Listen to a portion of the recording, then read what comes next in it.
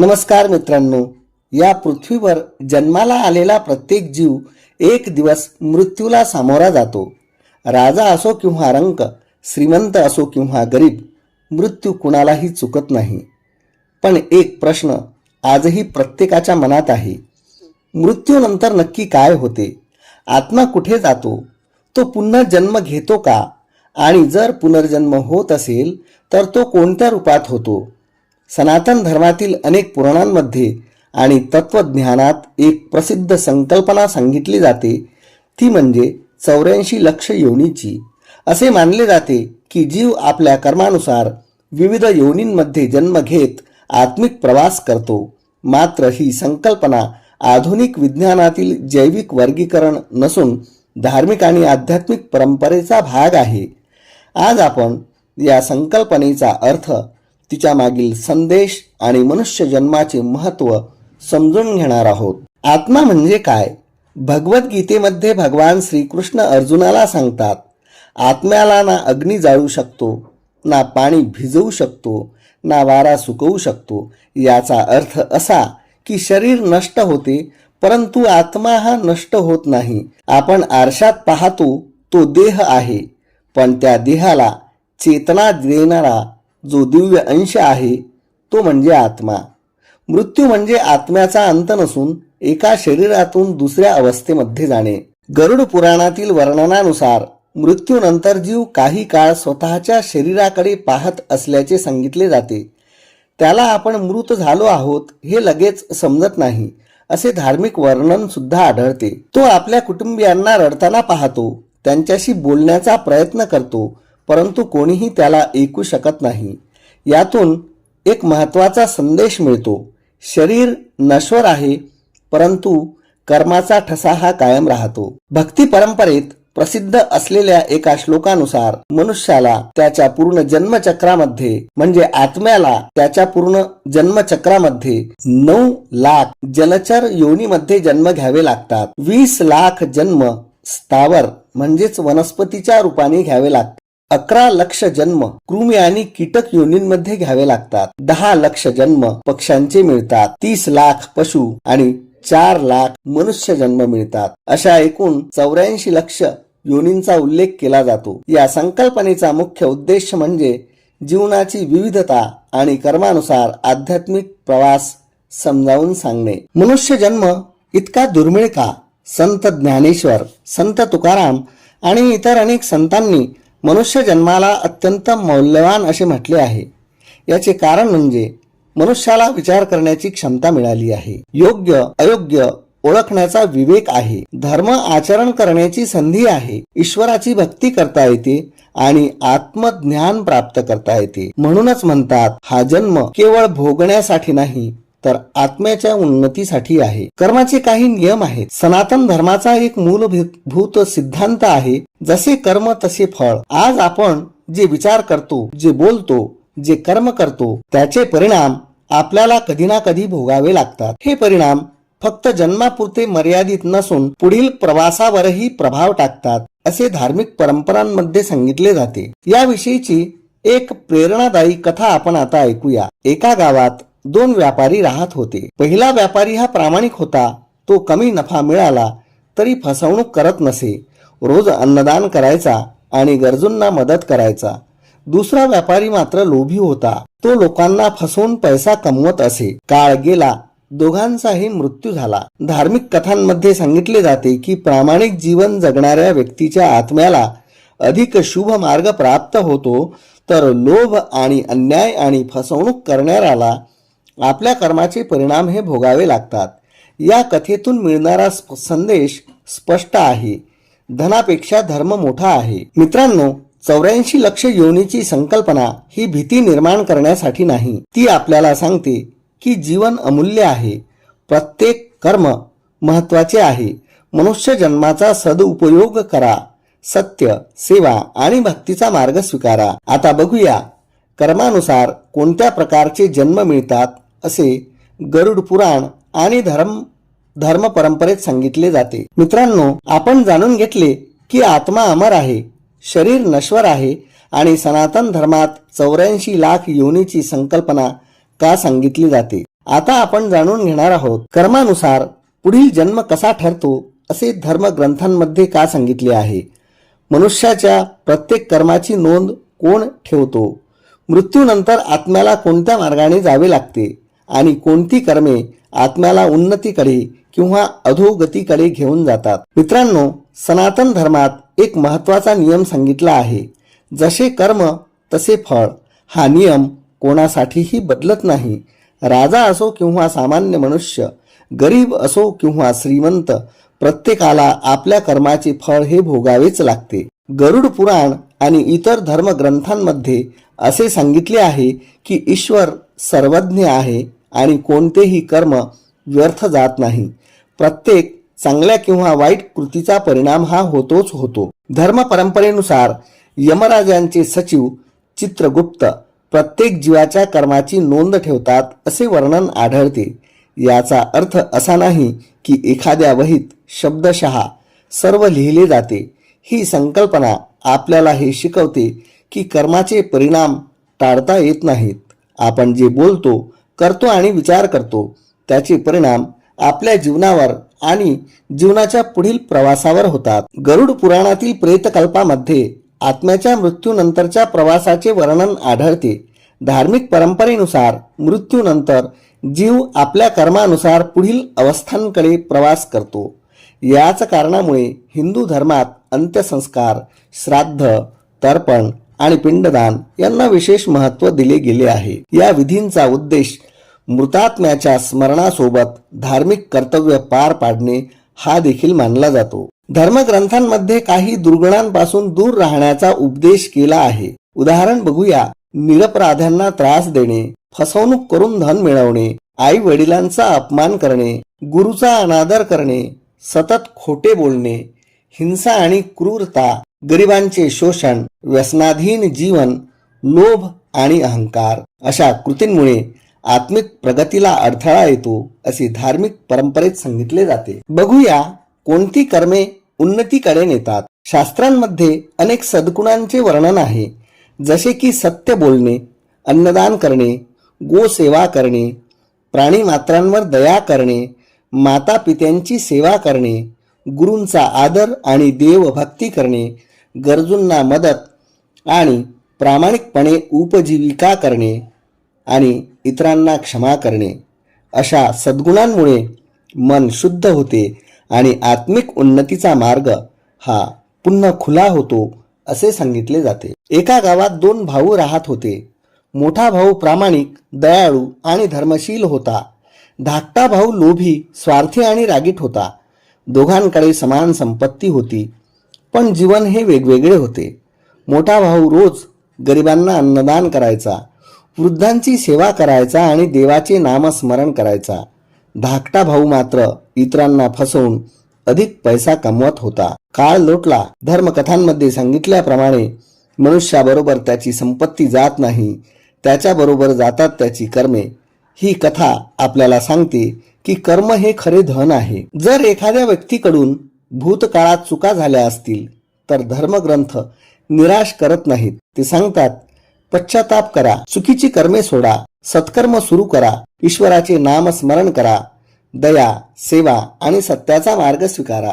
यामुळे जीवन अधिक अर्थपूर्ण बनते. आतापर्यंत आपण समजलो कर्माचे काय महत्त्व आहे, चित्रगुप्ताची धार्मिक संकल्पना, सत्कर्म आणि दुष्कर्म यांचे काय परिणाम होतात आणि मनुष्याला स्वतःचे भविष्य बदलण्याची संधी. आता आपण बघूया 84 लाख योनीचे प्रकार कोणते आहेत. जलचर, पक्षी, पशु आणि मनुष्य योनीचे आध्यात्मिक महत्त्व काय आहे आणि मनुष्य जन्माला मोक्षाचे द्वार का म्हटले जाते. आतापर्यंत आपण आत्मा, मृत्यू, कर्म आणि पुनर्जन्म याविषयी जाणून घेतले.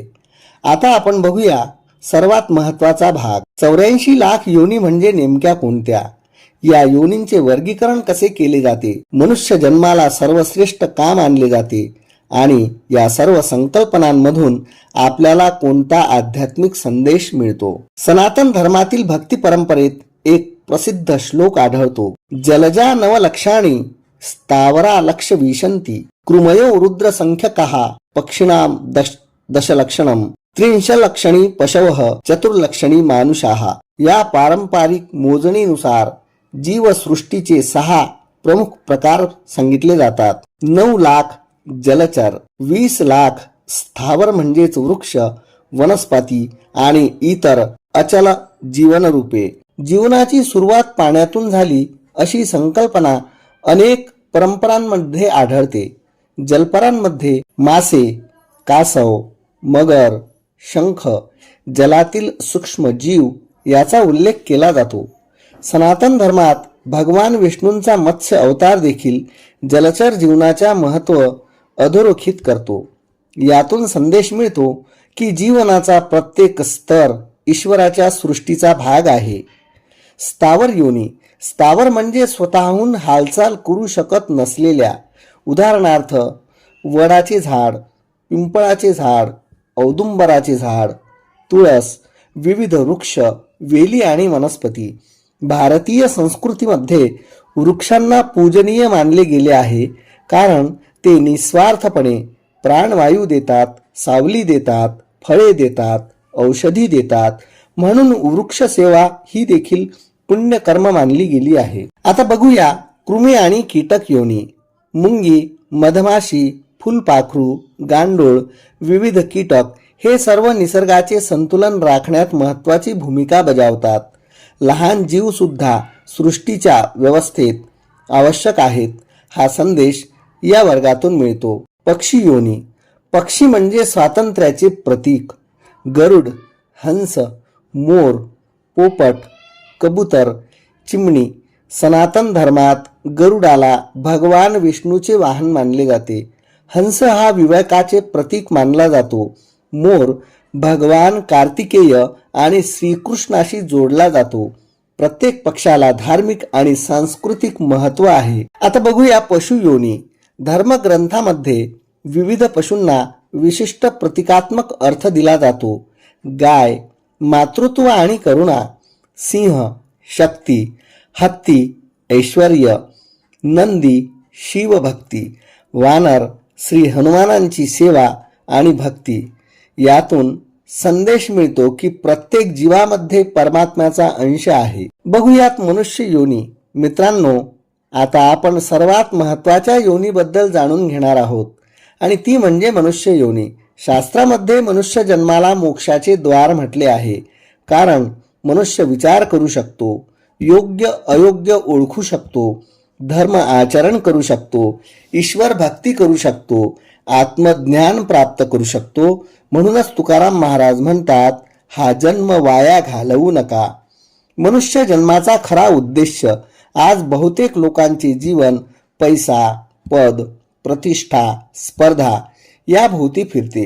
परंतु धर्मग्रंथ सांगतात, धन कमवा परंतु प्रामाणिकपणे, यश मिळवा परंतु अहंकार ठेवू नका, संपत्ती मिळवा परंतु दान करायला विसरू नका. कारण मृत्यूनंतर धन, घर, जमीन किंवा पद काहीही सोबत येत नाही. सोबत जातात ती फक्त कर्मे. याविषयीची एक प्रेरणादायी छोटीशी कथा आपण ऐकूया. एक श्रीमंत व्यापारी मृत्यूशय्येवर पडला होता. त्याने आपल्या मुलांना विचारले, माझी सोने, माझी संपत्ती, माझे महाल माझ्या सोबत येतील का? सर्वांनी उत्तर दिले नाही. त्याने पुन्हा विचारले, मग माझ्यासोबत काय येईल? घरातील एका वृद्ध संताने उत्तर दिले, तुमच्या आयुष्यात केलेली कर्मे. हे ऐकून व्यापाऱ्याच्या डोळ्यात अश्रू आले. त्याला समजले की आयुष्यभर ज्यासाठी मी धडपडलो ते इथेच राहणार आणि जे कमवण्यासाठी मी खूप पापे केलीत ती मात्र आता माझ्यासोबत येणार. मित्रांनो, 84 लाख योनीची संकल्पना आपल्याला प्रत्येक जीवाचा आदर करायला शिकवते. ती सांगते, प्रत्येक जीवामध्ये परमात्म्याचा अंश आहे. मनुष्य जन्म हा अत्यंत मौल्यवान आहे. कर्मानेच आत्म्याचा प्रवास घडतो आणि जीवनाचे अंतिम ध्येय केवळ संपत्ती नव्हे तर आत्मिक उन्नती हा आहे. आता पुढे आपण जाणून घेणार आहोत, गरुड पुराणानुसार मृत्यूनंतर यमलोकाचा प्रवास कसा वर्णन केला आहे. वैतरणी नदी म्हणजे काय, श्राद्ध आणि पिंडदानाचे महत्त्व काय सांगितले आहे आणि कोणती पुण्यकर्मे आत्म्याच्या कल्याणासाठी महत्वाची मानली जातात. बघूया मृत्यूनंतरचा प्रवास, यमलोक आणि वैतरणी नदीचे रहस्य. 84 लाख योनीचे प्रकार आणि मनुष्य जन्माचे महत्व इथपर्यंत आपण जाणून घेतले आहेत. आता आपण गरुड पुराणातील सर्वात चर्चित विषयाकडे वळणार आहोत. मृत्यूनंतर आत्मा कुठे जातो? यमराजांची भेट खरोखर कशी वर्णन केली आहे? वैतरणी नदी म्हणजे काय? श्राद्ध आणि पिंडदानाचे महत्त्व काय आहे? लक्षात ठेवा, पुढील वर्णन हे गरुड पुराणातील धार्मिक आणि आध्यात्मिक परंपरेतील कथन आहे.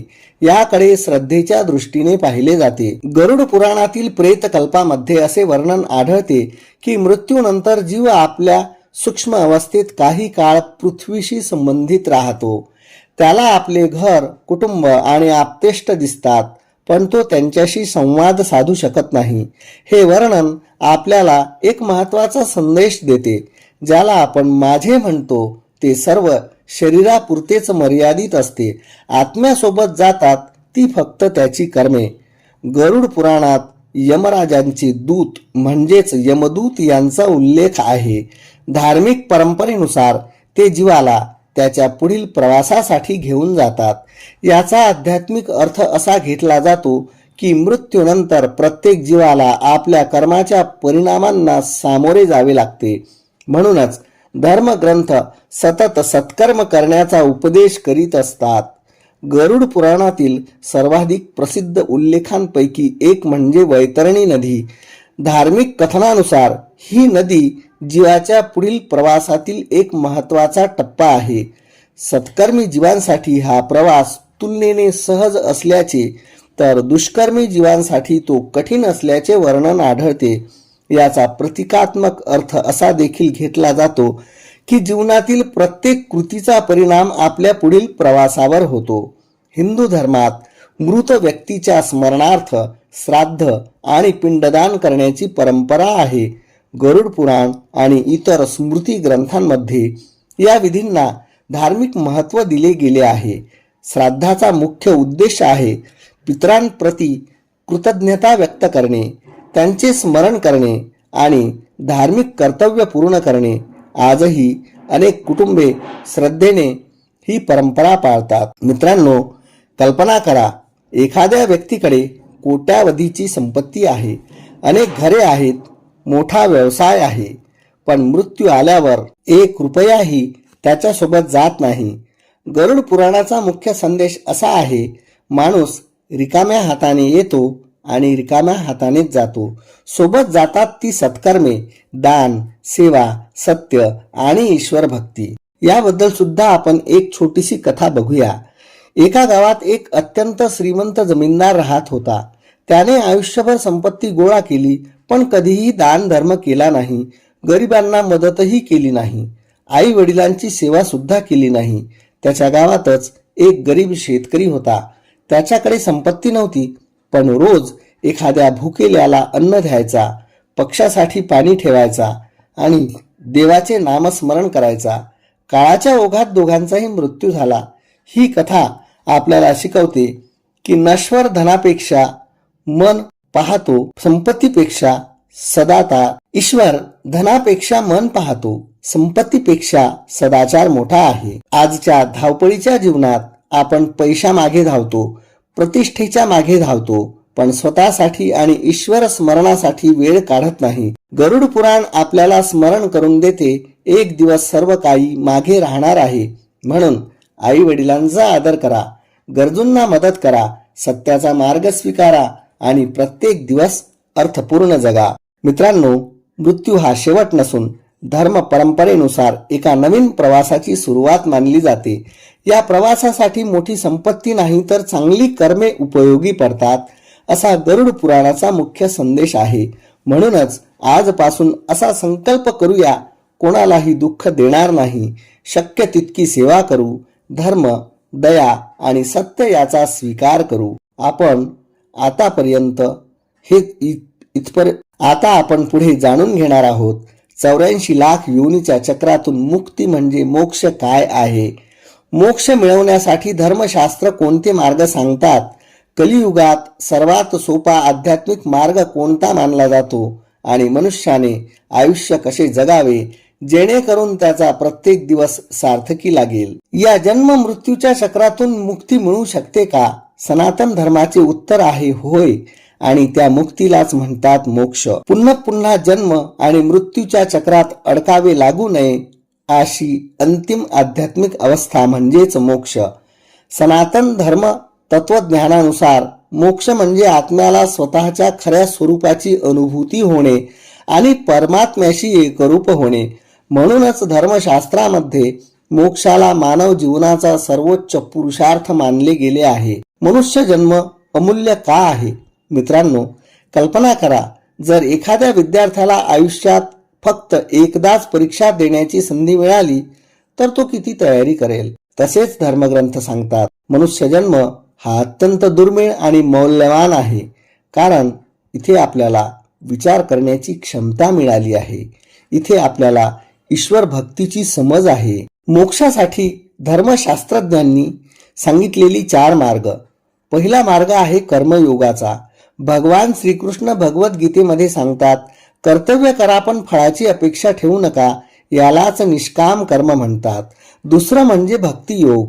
ईश्वरावर अखंड श्रद्धा आणि प्रेम ठेवावे, रोजचे नामस्मरण करावे, भजन कीर्तन आणि प्रार्थना करावी. भक्ती हा कलियुगातील सर्वात सहज मार्ग मानला जातो. तिसरा आहे ज्ञानयोग. स्वतःला ओळखणे, मी शरीर नाही, मी आत्मा आहे, ही अनुभूती प्राप्त करण्याचा मार्ग म्हणजेच ज्ञानयोग. आणि चौथा आहे ध्यानयोग. मन शांत करणे, ईश्वराचे ध्यान करणे, श्वासावर लक्ष केंद्रित करणे. मन जितके शांत होते तितकी आत्म्याची जाणीव वाढते. कलियुगात सर्वात सोपा मार्ग. अनेक संतांनी एकच गोष्ट सांगितली की कलियुगामध्ये नामस्मरण, राम नाम, कृष्ण नाम, ओम नमः शिवाय, ओम नमो नारायणाय, श्रीराम जय राम जय जय राम, श्रद्धेने केलेले असे नामस्मरण मन शुद्ध करते, अशी भक्ती परंपरेची श्रद्धा आहे. आता बघूयात की मनुष्याला कोणती कर्मे मोक्षाच्या दिशेने घेऊन जातात. धर्मग्रंथामध्ये सांगितलेली काही महत्वाची आचरणे: सत्य बोलणे, आई वडिलांची सेवा करणे, गुरूंचा आदर करणे, अन्नदान आणि गोसेवा करणे, गरिबांना मदत करणे, वृक्षारोपण करणे, प्राणीमात्रांवर दया, ईश्वर भक्ती आणि अहंकाराचा त्याग करणे, क्षमा करणे, समाधान ही कर्मे आत्मिक प्रगतीसाठी उपयुक्त मानली गेली आहेत. याबद्दल एक छोटीशी कथा आपण आता बघूया. एक वृद्ध संताकडे एक श्रीमंत तरुण गेला. त्याने विचारले, माझ्याकडे सर्व काही आहे तरी मनाला शांती का नाही? संतांनी त्याला एका शांत नदीकाठी नेले. त्यांनी पाण्यातील स्वतःचे प्रतिबिंब दाखवत विचारले, हे कोण आहे? तरुण म्हणाला, मी. संत म्हणाले, नाही, तो तुझा चेहरा आहे, तू तो नाहीस. ज्या दिवशी तुला तुझ्या आत्म्याची ओळख होईल त्या दिवशी तुला खरी शांती मिळेल. तरुणाच्या डोळ्यात अश्रू आले. त्याला समजले, संपत्तीने सुख मिळू शकते पण आत्मज्ञानाशिवाय शांती मिळत नाही. तर मित्रांनो, 84 लाख योनीचे रहस्य हा व्हिडिओ तुम्हाला नक्कीच आवडला असेल. जर आवडला असेल तर नक्की लाईक करा आणि आपल्या मित्र परिवारासोबत शेअर करा. आणि सनातन धर्म, गरुड पुराण, वेद, उपनिषदे आणि भारतीय संस्कृतीवरील अशाच सखोल आणि अभ्यासपूर्ण व्हिडिओंसाठी आपल्या मराठी संस्कृती चॅनलला सबस्क्राईब करा.